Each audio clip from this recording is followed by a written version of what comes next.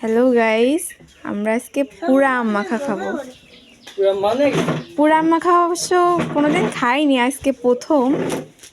So দেখো কিভাবে বানাই, কি দিয়ে কি করি। তোমরা কিন্তু অবশ্যই বানাই খাবা। এখন আমরা আম চলতেছি, দেখতে পুরো মনে হচ্ছে পাকা আম। পোড়ানোর পরে দেখছো রংটা কেমন হয়ে গেছে। আসলে অনেক গরম, পুরো পাকা আম। আমাদের আমসুলা হয়ে গেছে, দেখে মনে হচ্ছে পুরো পাকা আম যেন চটকানো। এটা বিসি টিসি সব বের করতে হবে। তাহলে শোনো, এই আম পোড়া মাখাতে কি কি লাগে?